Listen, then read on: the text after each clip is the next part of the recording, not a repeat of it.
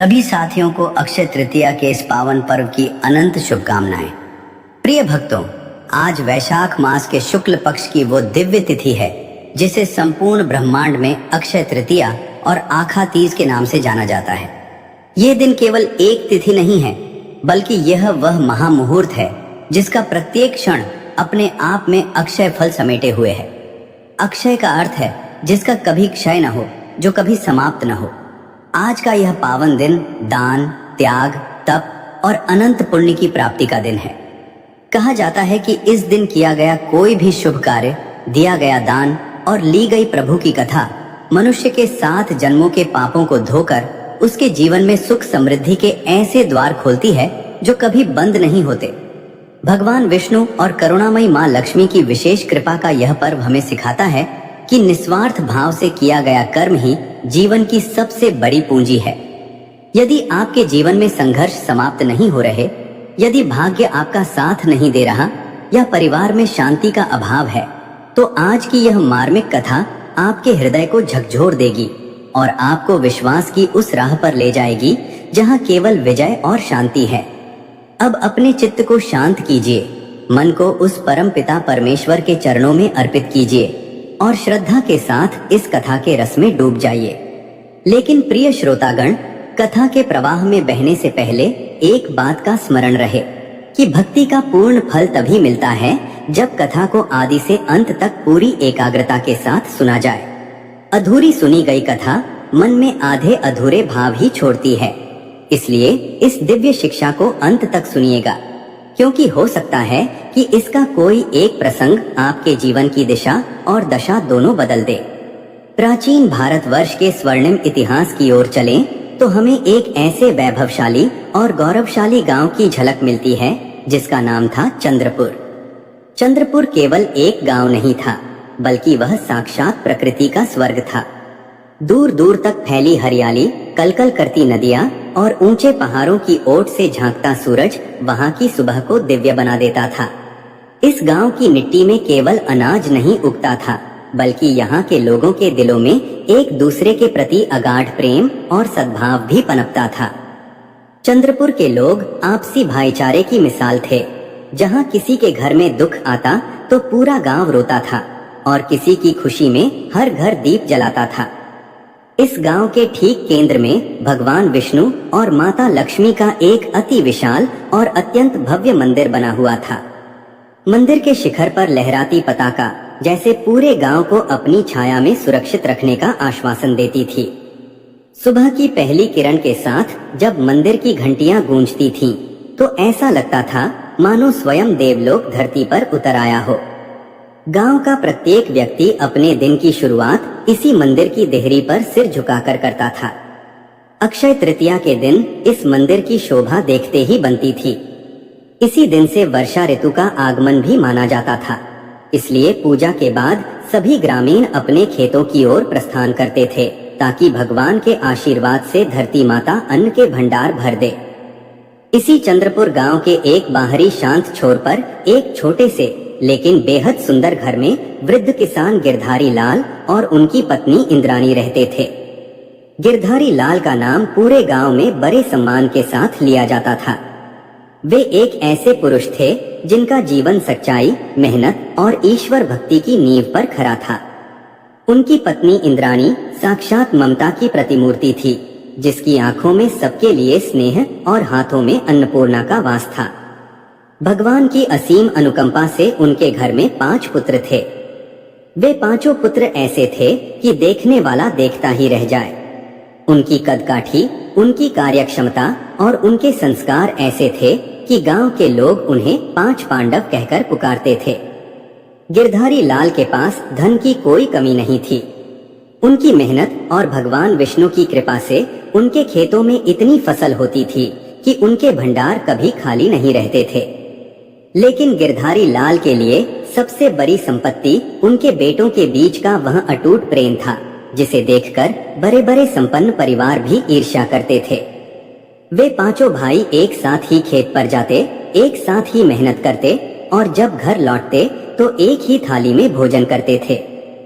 उनके बीच की एकता ऐसी थी कि एक को चोट लगती तो बाकी 4 को दर्द होता था। गांव की चौपालों पर अक्सर यह चर्चा होती थी कि यदि संतान हो तो गिरधारी लाल और इंद्राणी जैसी, जिन्होंने अपने बच्चों को संस्कारों के गहनों से सजाया है। जैसे जैसे समय बीता, गिरधारी लाल और इंद्राणी के मन में अपने बेटों के घर बसाने की इच्छा जगी। वे चाहते थे कि उनके घर में बहुओं के रूप में लक्ष्मी का आगमन हो। एक एक करके 5 बेटों का विवाह संपन्न हुआ। ईश्वर की लीला देखिए, घर में जो 5 बहुएं आईं, वे रूप और गुण में एक दूसरे से बढ़कर थीं। उनके कदम जैसे ही घर के भीतर पड़े, गिरधारी लाल के घर की खुशियां चौगनी हो गई। वे बहुएं केवल सुंदर ही नहीं थीं, बल्कि वे संस्कारों की खान थीं। वे इंद्राणी को माता की तरह और गिरधारी लाल को पिता के समान सम्मान देती थीं। पूरा चंद्रपुर गांव अब उनके बेटों के साथ साथ बहुओं के गुणों के गुणगान करने लगा। लोग कहते थे कि गिरधारी लाल के घर में तो साक्षात 5 लक्ष्मियां उतर आई हैं। घर में हर ओर हंसी खुशी का माहौल था। रोज सुबह शाम भगवान विष्णु और लक्ष्मी की आरती होती थी और गरीबों को दान दिया जाता था। गिरधारी लाल अक्सर मंदिर की सीढ़ियों पर बैठकर हाथ जोड़कर ईश्वर का धन्यवाद करते थे। वे कहते थे, हे प्रभु, मुझ साधारण किसान पर आपकी यह कैसी अपार कृपा है। आपने मुझे 5 पांडवों जैसे आज्ञाकारी पुत्र दिए और 5 लक्ष्मियों जैसी सुशील बहुएं दी। मेरा जीवन सफल हो गया। गिरधारी लाल और इंद्राणी को लगता था कि अब उनके बुढ़ापे की नैया बड़ी आसानी से पार लग जाएगी और वे शांति से अपना शेष जीवन प्रभु भक्ति में बिता पाएंगे। कई वर्षों तक सब कुछ किसी सुंदर स्वप्न की तरह चलता रहा, लेकिन काल का पहिया कभी रुकता नहीं और समय की गति को समझना इंसान के वश में नहीं होता। नियति ने गिरधारी लाल के इस सुखी संसार के लिए कुछ और ही लिख रखा था और वह सुखों का सूरज धीरे धीरे ढलने वाला था। गिरधारी लाल के बेटे, जो कभी संस्कारों के प्रतीक थे, अब धीरे धीरे बदलने लगे थे। उनके स्वभाव में आने वाला यह छोटा सा बदलाव भविष्य के उस भयानक तूफान का संकेत था जिसने इस स्वर्ग जैसे घर को उजाड़ देना था। गिरधारी लाल के मन में अब शंका के बीज उगने लगे थे कि आखिर यह सब क्या हो रहा है, लेकिन वे अभी इस बात से अनजान थे कि वक्त की मार सबसे बड़ी होती है। वक्त की करवट ने गिरधारी लाल के हंसते खेलते परिवार पर जैसे किसी काली छाया का पर्दा डाल दिया था। वह घर, जिसकी दीवारों से कभी हंसी की खनक और मंत्रों के स्वर गूंजते थे, अब वहां सन्नाटे और करवाहट ने अपनी जगह बना ली थी। बदलाव की शुरुआत बहुत धीमी थी, लेकिन उसकी जड़ें बहुत गहरी होती जा रही थीं। गिरधारी लाल ने गौर किया कि उनके बेटे, जो कभी एक दूसरे की छाया बनकर चलते थे, अब खेतों में काम के बंटवारे को लेकर आपस में उलझने लगे थे। पहले जहां हर काम हमारा था, अब वहां मेरा और तेरा जैसे शब्द सुनाई देने लगे। उन 5 भाइयों के मन में धीरे धीरे लोभ और ईर्ष्या का जहर घुलने लगा था। जो हाथ कभी मिलकर धरती का सीना चीरकर सोना उगाते थे, अब वे एक दूसरे पर उंगलियां उठाने लगे थे। गिरधारी लाल को सबसे ज्यादा दुख तब होता जब वे देखते कि भोजन की उस मेज पर, जहां कभी 5 भाई एक थाली में खाते थे, अब वहां चुप्पी का पहरा था या फिर तीखी बहसों का शोर। बेटों के स्वभाव में यह बदलाव केवल आपसी रिश्तों तक सीमित नहीं रहा, बल्कि उनके संस्कारों पर भी इसका गहरा प्रहार हुआ। जो बेटे कभी पिता के कमरे में दाखिल होने से पहले अपनी आवाज धीमी कर लेते थे, अब वे सीधे उनकी आंखों में आंखें डालकर बहस करने लगे थे। गिरधारी लाल का हृदय छलनी हो जाता जब उनका सबसे छोटा बेटा, जो कभी उनकी गोदी से नहीं उतरता था, अब छोटे छोटे धन के लालच में उनसे झूठ बोलने लगा था। इंद्राणी अक्सर रसोई के कोने में बैठकर अपनी आंखों के आंसू पोंछती रहती। उसने देखा कि उसके बेटे अब भगवान विष्णु और माता लक्ष्मी के मंदिर जाने से कतराने लगे थे। उनके मन में अब भक्ति के लिए जगह नहीं बची थी, बल्कि वहां केवल और केवल धन कमाने की अंधी दौड़ शुरू हो गई थी। वे अपने पुराने दोस्तों को छोड़कर ऐसे लोगों की संगति में बैठने लगे थे जो जुए, शराब और अधर्म के रास्ते पर चलते थे। धीरे धीरे घर की वह शांति पूरी तरह भंग हो गई। बेटों का लालच इतना बढ़ गया कि उन्होंने अपनी पत्नियों पर भी दबाव बनाना शुरू कर दिया। वे बहुएं जो साक्षात लक्ष्मी का रूप थीं और हमेशा परिवार को जोड़ने का प्रयास करती थीं, अब अपने ही पतियों के क्रोध का शिकार होने लगी। जब भी वे अपने पतियों को सही मार्ग पर लाने की कोशिश करती या उन्हें माता पिता का सम्मान करने की सीख देती, तो वे बेटे उन पर चिल्लाने लगते और कभी कभी तो उन पर हाथ उठाने से भी पीछे नहीं हटते थे। गिरधारी लाल अपने कमरे की खिड़की से अपनी बहुओं का विलाप सुनते तो उनकी आत्मा कांप उठती थी। उन्हें समझ नहीं आ रहा था कि जिस परिवार को उन्होंने खून पसीने से सींचा था, वो इस तरह बिखर क्यों रहा है। क्या उनके बुढ़ापे का सहारा ही उनके दुखों का कारण बनेगा। वे रात रात भर जागकर भगवान विष्णु से प्रार्थना करते, हे पालनहार, मेरे बच्चों को सद्बुद्धि दे। ये अहंकार और मोह उन्हें विनाश की ओर ले जा रहा है। मेरा स्वर्ग जैसा घर नरक में बदल रहा है, प्रभु रक्षा करे। लेकिन नियति को शायद कुछ और ही मंजूर था। बेटों की चंचलता और लालच ने उन्हें गलत दिशा में इतना धकेल दिया कि उन्होंने घर की संपत्ति को गलत कामों में लुटाना शुरू कर दिया। खेतों की फसल जो कभी भंडार भरती थी, अब बेटों की लापरवाही के कारण बर्बाद होने लगी। उन्होंने गांव के रसूखदार और चालाक लोगों से कर्ज लेना शुरू कर दिया। जो परिवार कभी पूरे चंद्रपुर का सबसे अमीर और प्रतिष्ठित परिवार था, अब वह कर्ज के दलदल में धंसने लगा। गांव के लोग जो कभी गिरधारी लाल के घर के सामने से निकलते वक्त श्रद्धा से सिर झुकाते थे, अब वे ताने मारने लगे थे। गलियों में चर्चा होती कि गिरधारी लाल के बेटों ने खानदान की नाक काट दी है। गिरधारी लाल के लिए यह अपमान असहनीय था। वे अपने घर से बाहर निकलने में भी संकोच करने लगे थे। उनके पैरों में वह ताकत नहीं बची थी कि वे गांव वालों के कड़वे सवालों का सामना कर सकें। जैसे जैसे दिन बीतते गए, बेटों का आतंक और बढ़ता गया। वे अब केवल घर के भीतर ही नहीं बल्कि पूरे गांव में उपद्रव करने लगे थे। राह चलते लोगों को लूटना, मारपीट करना और शराब के नशे में धुत होकर गांव की मर्यादा को तार तार करना उनका रोज का काम बन गया था। गिरधारी लाल को हर रोज किसी न किसी की शिकायत सुननी पड़ती। कभी कोई किसान रोता हुआ आता कि उनके बेटों ने उसकी फसल उजाड़ दी, तो कभी कोई गरीब अपनी फटी हुई कमीज दिखाकर उनके बेटों की क्रूरता की कहानी सुनाता। गिरधारी लाल का सिर शर्म से झुक जाता। वे उन पीड़ितों के सामने हाथ जोड़ते, उनसे क्षमा मांगते, लेकिन उनके बेटों को इससे कोई फर्क नहीं पड़ता था। वे तो जैसे मर्यादा और लोकलाज की सारी सीमाएं लांघ चुके थे। गिरधारी लाल और इंद्राणी की आंखों के आंसू सूख चुके थे। अब तो बस एक गहरा दर्द था जो उन्हें अंदर ही अंदर खाए जा रहा था। उन्हें लगने लगा था कि अब इस घर में रहना उनके लिए संभव नहीं है, क्योंकि जिस घर में माता पिता की आंखों में आंसू और बेटों के मन में जहर हो, वहां भगवान का वास कभी नहीं हो सकता। गिरधारी लाल की हालत अब उस पुराने विशाल वृक्ष की तरह हो गई थी, जिसकी जड़ें तो बहुत गहरी थीं, लेकिन जिसकी टहनियां एक एक करके सूखती जा रही थीं। जिस आंगन में कभी तुलसी के चौरे के पास बैठकर वे शांति का अनुभव करते थे, अब वहां केवल अशांति का तांडव होता था। अब तो घर की दीवारों से भी जैसे सिसकियों की आवाजें आने लगी थीं। उनके पांचों बेटे जो कभी उनके सम्मान की ढाल थे, अब वही उनके जीवन का सबसे बड़ा कलंक बन चुके थे। उन बेटों ने न केवल अपने पिता की संपत्ति उजारी, बल्कि उस मान मर्यादा को भी मिट्टी में मिला दिया जिसे गिरधारी लाल ने 7 दशकों की तपस्या से कमाया था। अब हालत यह हो गई थी कि जब गिरधारी लाल गांव की गलियों से गुजरते तो लोग सहानुभूति दिखाने के बजाय उन्हें देखते ही अपनी खिड़कियां बंद कर लेते या पीठ फेर लेते थे। उन्हें ताने सुनाई देते, देखो जा रहे हैं उन 5 भेड़ियों के बाप जिन्होंने गांव का चैन छीन लिया। यह शब्द गिरधारी लाल के कानों में पिघले हुए शीशे की तरह उतरते थे। घर के भीतर का दृश्य तो और भी हृदय विदारक था। गिरधारी लाल की 5 बहुएं, जिन्हें वे अपनी बेटियां मानते थे, अब वे साक्षात दुख की मूर्ति बन गई थीं।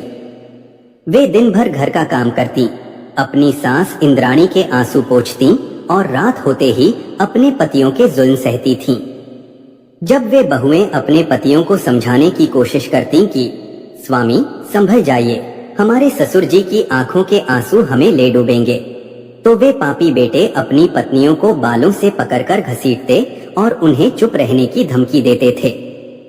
एक रात तो क्रूरता की सारी सीमाएं पार हो गई, जब सबसे बड़े बेटे ने शराब के नशे में धुत होकर अपने पिता गिरधारी लाल का हाथ पकड़कर उन्हें घर से बाहर निकालने की कोशिश की और कहा, बूढ़े, अब तू हमारे काम में रोरा मत बन। अगर शांति से जीना है तो कोने में पड़ा रहे, वरना इस घर में तेरी कोई जगह नहीं है। उस वक्त इंद्राणी की जो चीख निकली उसने रात के सन्नाटे को चीर दिया। गिरधारी लाल उस रात एक शब्द भी नहीं बोले। उनकी आंखों से आंसू नहीं गिर रहे थे, बल्कि जैसे उनका हृदय रक्त के आंसू रो रहा था। अगले कुछ दिन गिरधारी लाल और इंद्राणी के लिए किसी नरक से कम नहीं थे। उन्हें अपने ही घर में अजनबियों की तरह रहना पड़ रहा था।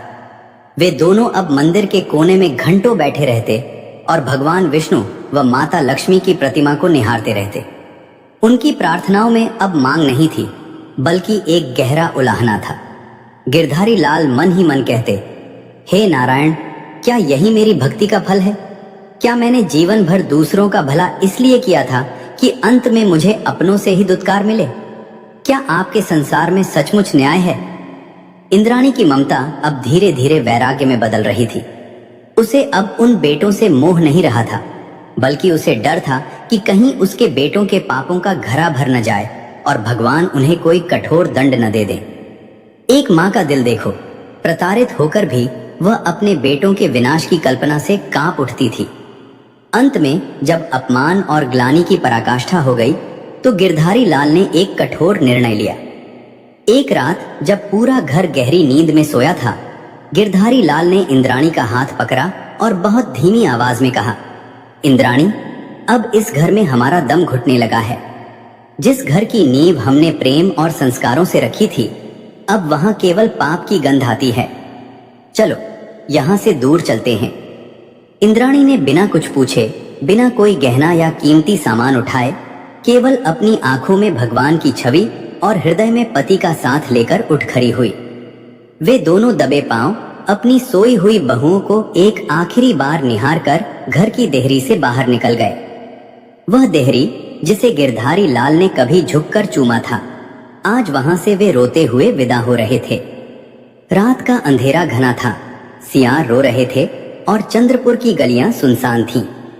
वे दोनों चलते चलते गांव की सीमा पार कर गए और दूर बहती उस नदी के किनारे पहुंचे जहां कभी गिरधारी लाल अपने बेटों के साथ स्नान करने आया करते थे। नदी का पानी चांदनी रात में चमक रहा था, लेकिन गिरधारी लाल के जीवन में गहरा अंधेरा था। वे नदी के घाट की सीढ़ियों पर बैठ गए। ठंडी हवाएं चल रही थीं, लेकिन उनके भीतर दुखों की अग्नि धधक रही थी। इंद्राणी ने गिरधारी लाल के कंधे पर सिर रखा और फूट फूट कर रोने लगी। स्वामी, हमने क्या बिगाड़ा था किसी का? आज हम दर दर के भिखारी बन गए, अपने ही घर से बेघर हो गए। गिरधारी लाल ने कांपते हाथों से इंद्राणी के आंसू पोंछे और आसमान की ओर देखते हुए कहा, शायद प्रभु हमें यही दिखाना चाहते थे। अब इस शरीर को ढोने का कोई अर्थ नहीं है। जो मान नहीं बचा तो प्राण रखकर क्या करेंगे? उन्होंने निर्णय लिया कि सुबह की पहली किरण के साथ जब दुनिया जाग रही होगी, वे दोनों इस पवित्र नदी की गोद में समा जाएंगे और अपने दुखों का अंत कर देंगे। उनकी आंखों से आंसुओं की अविरल धारा बह रही थी, जो नदी के जल में मिलकर विलीन हो रही थी। उन्हें लग रहा था कि अब भगवान भी उनसे रूठ गए हैं, लेकिन वे यह नहीं जानते थे कि जब भक्त अपनी अंतिम सीमा तक टूट जाता है, तभी भगवान के प्रकट होने का समय होता है। रात का आखिरी पहर बीत रहा था और पूर्व दिशा में भोर की हल्की सी लाली छाने लगी थी। नदी का जल, जो रात में काला दिखाई दे रहा था, अब धीरे धीरे मटमैला और ठंडा नजर आने लगा था। गिरधारी लाल और इंद्राणी उस घाट की आखिरी सीढ़ी पर खड़े थे। उनके पैरों को छूता हुआ पानी जैसे उन्हें अपने भीतर समा लेने के लिए आमंत्रित कर रहा था। गिरधारी लाल ने इंद्राणी का हाथ और कसकर थाम लिया।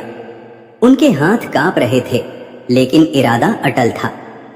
गिरधारी लाल ने आकाश की ओर देखा और रुंधे हुए गले से कहा, हे सूर्यदेव, आप गवाह रहना कि एक अभागे पिता ने अपनी संतान के पापों का बोझ न उठा पाने के कारण आज अपने जीवन की आहुति दे दी। हे धरती माँ, मुझे क्षमा करना कि मैं अपनी गृहस्थी की रक्षा नहीं कर सका। इंद्राणी, जो अब तक चुपचाप सुबक रही थी, उसने नदी के जल को स्पर्श किया और कहा, स्वामी, क्या हमारी मुक्ति का यही एक मार्ग शेष है? क्या वह नारायण जिसे हमने जीवन भर भजा आज हमें इस तरह डूबते हुए देख रहा होगा? गिरधारी लाल ने एक गहरी सांस ली और बोले, इंद्राणी, जब इंसान के अपने ही उसे पराया कर दें तो ईश्वर भी मौन हो जाता है। अब विलंब मत करो, इससे पहले कि गांव वाले जाग जाएं और हमें इस हाल में देखें, चलो इस दुखद कहानी का अंत कर दें। जैसे ही उन दोनों ने अपना अगला कदम गहरे जल की ओर बढ़ाया, अचानक पूरे वातावरण में एक अद्भुत और अलौकिक सुगंध फैल गई। वो नदी का किनारा, जो अभी तक अंधकारमय और डरावना लग रहा था, एक दिव्य प्रकाश से जगमगा उठा। वो प्रकाश इतना तेज था कि गिरधारी लाल और इंद्राणी की आंखें चुंधिया गईं। तभी अंतरिक्ष से एक ऐसी गंभीर और मधुर ध्वनि सुनाई दी जिसने नदी की लहरों के शोर को भी शांत कर दिया। वह आवाज किसी मनुष्य की नहीं थी, वो तो साक्षात ब्रह्मनाथ था। ठहरो गिरधारी लाल, रुको इंद्राणी, जीवन को त्याग देना वीरता नहीं बल्कि कायरता है। अपनी भक्ति और विश्वास की इस तरह परीक्षा मत लो। उन दोनों के कदम वहीं ठिठक गए। उन्होंने ऊपर देखा तो उनके आश्चर्य का ठिकाना न रहा। सामने साक्षात भगवान विष्णु और करुणामयी माता लक्ष्मी का दिव्य स्वरूप प्रकट हो गया था। भगवान के हाथ में सुदर्शन चक्र, शंख, गदा और पद्म सुशोभित थे और माता लक्ष्मी के मुखमंडल पर वह ममता थी जो ब्रह्मांड के हर दुख को हर ले। गिरधारी लाल और इंद्राणी वहीं साष्टांग दंडवत हो गए। उनकी आंखों से आंसुओं का सैलाब उमड़ पड़ा। वे कुछ बोल न सके, बस उनके गले से सिसकियां निकलती रहीं।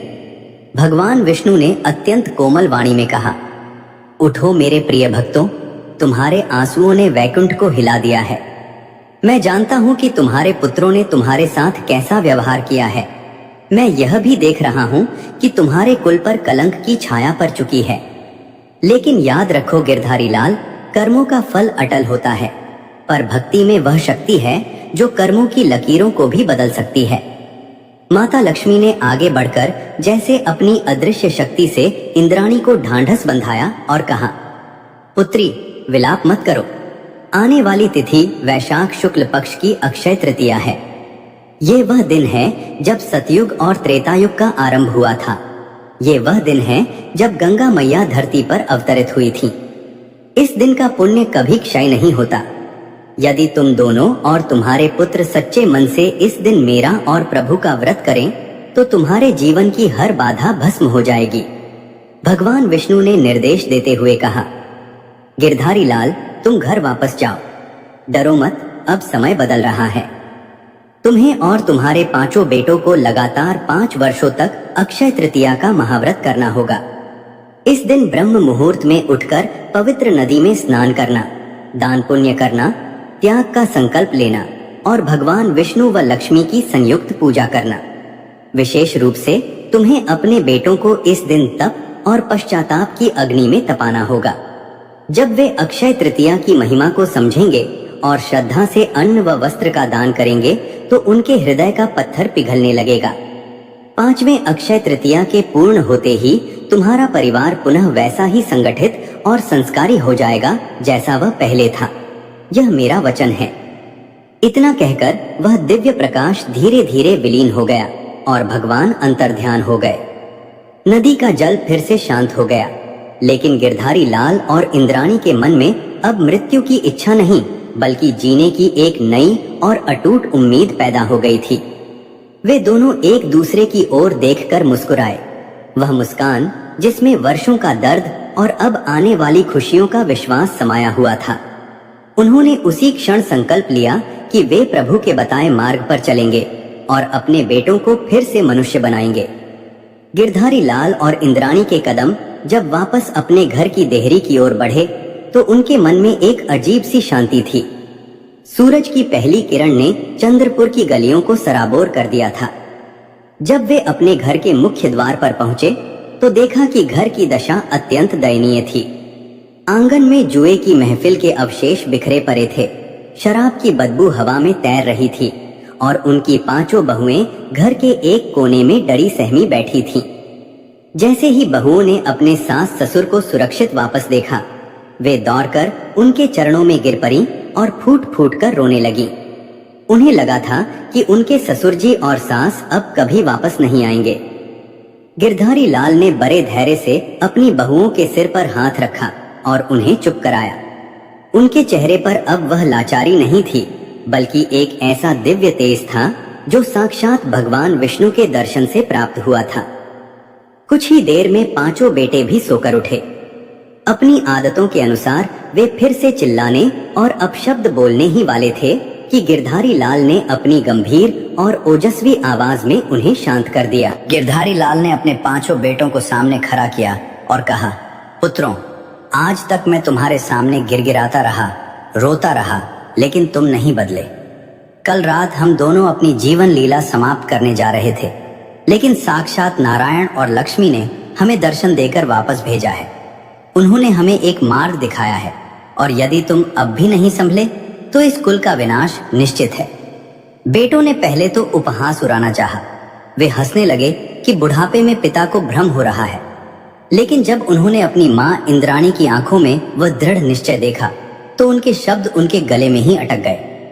गिरधारी लाल ने उन्हें अक्षय तृतीया के उस कठिन व्रत और दान पुण्य के संकल्प के बारे में बताया जो उन्हें 5 वर्षों तक करना था।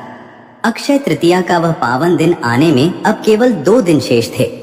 गिरधारी लाल ने घर के वातावरण को बदलना शुरू कर दिया। उन्होंने आदेश दिया कि घर के हर कोने की सफाई की जाए और जो भी अधार्मिक वस्तुएं घर में हैं, उन्हें तुरंत बाहर निकाल दिया जाए। बड़े बेटे ने विरोध करने की कोशिश की। उसने कहा कि वह भूखा नहीं रह सकता और यह सब ढकोसला है, लेकिन गिरधारी लाल ने स्पष्ट कर दिया कि यदि वे इस व्रत में शामिल नहीं होंगे तो वे अपनी सारी पैतृक संपत्ति को मंदिर के नाम दान कर देंगे। संपत्ति छिन जाने के डर और पिता के बदले हुए तेवर ने उन 5 भाइयों को झुकने पर मजबूर कर दिया। इंद्राणी और 5 बहुएं मन ही मन अत्यंत प्रसन्न थीं।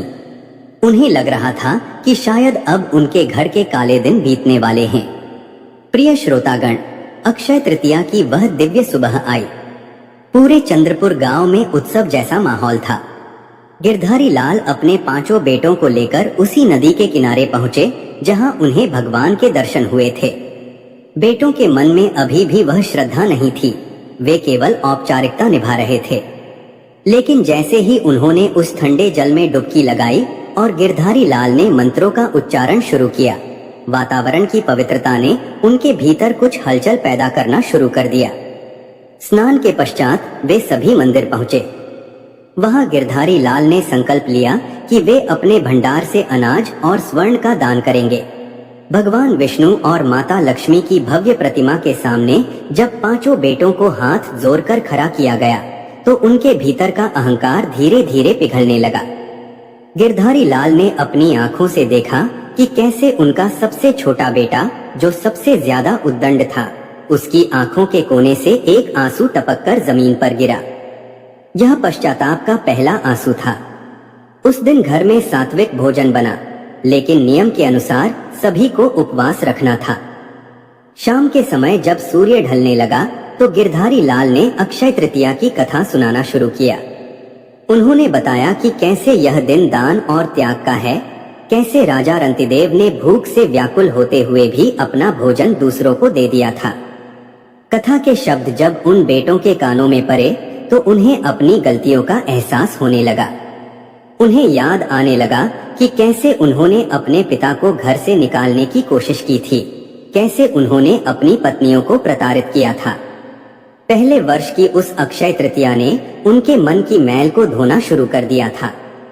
हालांकि वे पूरी तरह नहीं बदले थे, लेकिन उनके व्यवहार में वह आक्रामकता कम हो गई थी। उन्होंने उस रात जुआ नहीं खेला और न ही शराब को छुआ। घर में वर्षों बाद एक ऐसी शांति थी जिसमें डर नहीं बल्कि सम्मान की हल्की सी आहट सुनाई दे रही थी। गिरधारी लाल जानते थे कि यह तो अभी केवल शुरुआत है, अभी 4 और परीक्षाएं शेष हैं।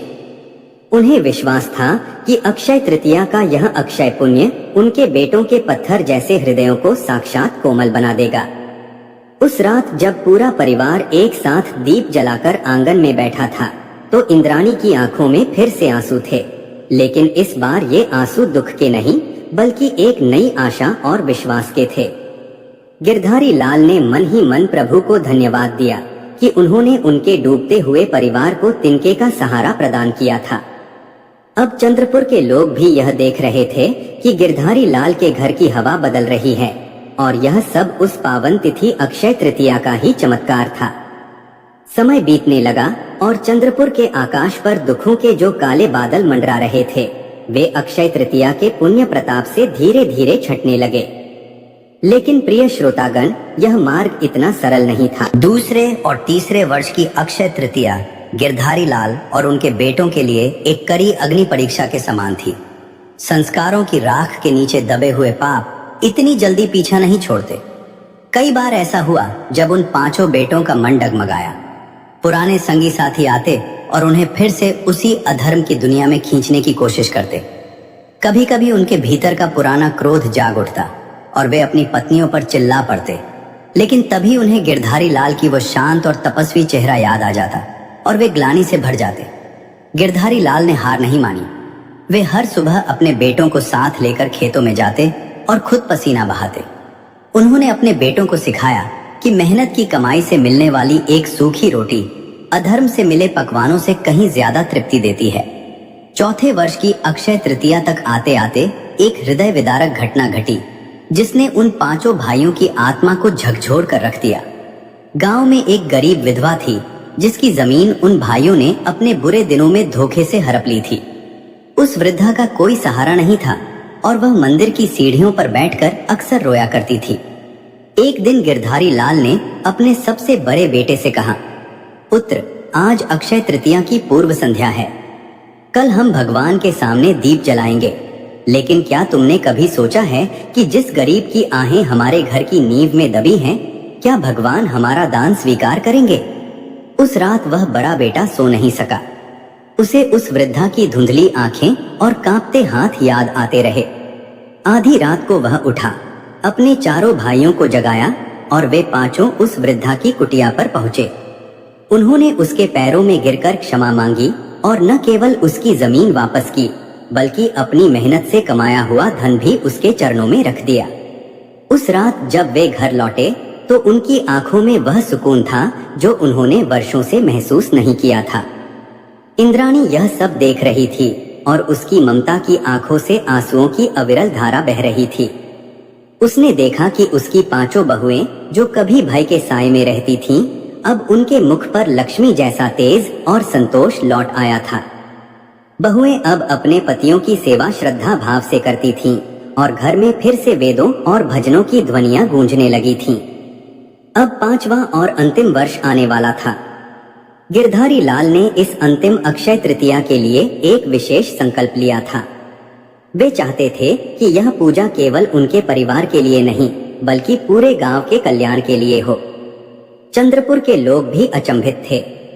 जो लोग कभी इन भाइयों को देखकर रास्ता बदल लेते थे, अब वे उनके पास आकर सलाह मांगने लगे थे। गिरधारी लाल के घर की वह खोई हुई गरिमा और वैभव फिर से लौटने लगा था, लेकिन इस बार इसमें अहंकार नहीं बल्कि विनम्रता का वास था। अंतिम वर्ष की अक्षय तृतीया की वह पावन तिथि जब निकट आई तो गिरधारी लाल ने अपने बेटों से एक ऐसी बात कही जिसने सबको मौन कर दिया। उन्होंने कहा, मेरे पुत्रों, भगवान ने हमें दूसरा जीवन दिया है। आज हमारे पास जो कुछ भी है वह सब प्रभु का है। इस अंतिम व्रत ने हमें अपना सर्वस्व त्यागने के लिए तैयार रहना होगा। उस दिन उन पांचों भाइयों ने मिलकर संकल्प लिया कि वे अपने खेतों का एक बड़ा हिस्सा गांव की पाठशाला और गौशाला के लिए दान कर देंगे। उन्होंने अपनी पत्नियों के साथ मिलकर पूरे गांव को भोजन कराने का निश्चय किया।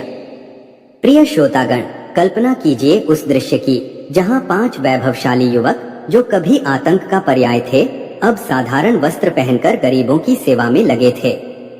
उनके चेहरे पर पश्चाताप की वह चमक थी जो सोने से भी ज्यादा कीमती थी। गिरधारी लाल और इंद्राणी मंदिर के द्वार पर खड़े होकर यह सब देख रहे थे। उन्हें लग रहा था कि आज उनकी वर्षों की तपस्या सफल हो गई है। लेकिन कथा का सबसे मार्मिक और दिव्य प्रसंग तो अभी आना शेष था। 5वें वर्ष की इस महापूजा के अंत में कुछ ऐसा होने वाला था जिसकी कल्पना किसी ने नहीं की थी, जो यह सिद्ध करने वाला था कि जब भक्त पूरी तरह से प्रभु के प्रति समर्पित हो जाता है तो साक्षात वैकुंठ धरती पर उतर आता है।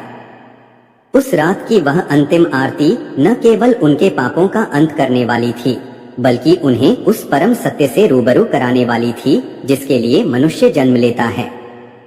गिरधारी लाल का हृदय धड़क रहा था, क्योंकि उन्हें आभास हो रहा था कि प्रभु फिर से अपनी करुणा बरसाने के लिए उनके द्वार पर दस्तक दे रहे हैं। 5वें वर्ष की वह अक्षय तृतीया की सुबह केवल चंद्रपुर के लिए ही नहीं, बल्कि संपूर्ण सृष्टि के लिए जैसे एक विशेष संदेश लेकर आई थी। आज गिरधारी लाल के 5 बेटे, जो कभी अहंकार के मद में अंधे होकर अपनों को ही लहूलुहान करते थे, वे आज वैराग्य और सेवा की प्रतिमूर्ति बन चुके थे। सूर्य की पहली किरण के साथ ही गांव के उस विशाल विष्णु लक्ष्मी मंदिर में शंखों की ध्वनि गूंजने लगी। गिरधारी लाल और इंद्राणी ने आज अपनी आंखों में जो संतोष देखा वो किसी भी सांसारिक वैभव से कहीं ऊपर था। उनकी 5 बहुएं, जो साक्षात लक्ष्मी का स्वरूप थीं, आज रेशमी वस्त्रों और आभूषणों से नहीं, बल्कि भक्ति के तेज से सुशोभित थीं। मंदिर के प्रांगण में हजारों की संख्या में गरीब और जरूरतमंद लोग एकत्र थे। गिरधारी लाल के बेटों ने अपने हाथों से अन्न, वस्त्र और स्वर्ण का दान करना प्रारंभ किया। प्रत्येक व्यक्ति को भोजन कराते समय उनके माथे पर थकान नहीं, बल्कि एक दिव्य मुस्कान और आंखों में पश्चाताप का विनम्र भाव था। दोपहर ढलते ढलते जब अंतिम पूजा का समय आया तो पूरा गांव उस मंदिर के प्रांगण में सिमट आया था। 5 भाई भगवान विष्णु और माता लक्ष्मी की प्रतिमा के सामने दंडवत प्रणाम कर रहे थे। गिरधारी लाल ने अपने हाथ जोर कर कांपती आवाज में कहा, हे प्रभु, आज मेरी परीक्षा का अंतिम दिन है। मेरे बच्चों ने अपने पापों का प्रायश्चित कर लिया है, अब इन्हें अपनी शरण में ले लो। हमारे कुल पर लगा कलंक धुल चुका है, अब बस आपकी कृपा बनी रहे। तभी एक ऐसा चमत्कार हुआ जिसे चंद्रपुर के इतिहास में कभी नहीं भुलाया जा सकता। मंदिर के भीतर आरती की लौ अचानक इतनी ऊंची उठी कि उसकी अलौकिक रोशनी से पूरा गर्भगृह और आसपास का आकाश स्वर्णमयी हो गया। उस प्रकाश के बीच से फिर वही गंभीर और मधुर स्वर गूंजा, गिरधारी लाल, तुम्हारी भक्ति और तुम्हारे पुत्रों के सच्चे पश्चाताप ने नियति के करवे लेख को सदा के लिए बदल दिया है। आज से तुम्हारा यह परिवार अक्षय सुख और अक्षय शांति का प्रतीक बनेगा। जो भी मनुष्य अक्षय तृतीया के इस महात्म्य को सुनेगा और इस दिन दान पुण्य व परोपकार का मार्ग चुनेगा, उसे कभी दरिद्रता और अशांति का सामना नहीं करना पड़ेगा। वह दिव्य प्रकाश धीरे धीरे विलीन हो गया, लेकिन पीछे छोड़ गया एक ऐसा परिवार जो प्रेम, एकता और संस्कारों की मिसाल था। गिरधारी लाल के 5 बेटे अब गांव के संरक्षक और आदर्श बन चुके थे। उनके खेतों में पहले से भी कहीं अधिक फसल होने लगी, लेकिन अब वह फसल केवल उनके अपने भंडार भरने के लिए नहीं थी, बल्कि उसका एक बड़ा हिस्सा दीन दुखियों की सेवा में जाता था। इंद्राणी का घर अब एक बार फिर साक्षात स्वर्ग बन चुका था, जहां हर शाम तुलसी के चौरे पर जलने वाला दिया पूरे गांव को धर्म और भक्ति की राह दिखाता था। अक्षय तृतीया के इस महाव्रत ने सिद्ध कर दिया कि इंसान चाहे कितना भी मार्ग भटक जाए, यदि वह सच्चे मन से त्याग, तप और प्रभु की शरण में आता है तो उसका टूटा हुआ भाग्य भी फिर से चमक उठता है। गिरधारी लाल और इंद्राणी ने अपना शेष जीवन बड़े ही आनंद, गरिमा और ईश्वर भक्ति के साथ बिताया और अंत में उन्हें भगवान के परम पद की प्राप्ति हुई। प्रिय श्रोतागण, अक्षय तृतीया की यह मार्मिक और हृदय स्पर्शी कथा हमें यही सिखाती है कि हमारे कर्म ही हमारे आने वाले कल का निर्माण करते हैं। निस्वार्थ भाव से किया गया दान और त्याग कभी व्यर्थ नहीं जाते, वे अक्षय पुण्य बनकर हमारे 7 जन्मों के दुखों को काट देते हैं।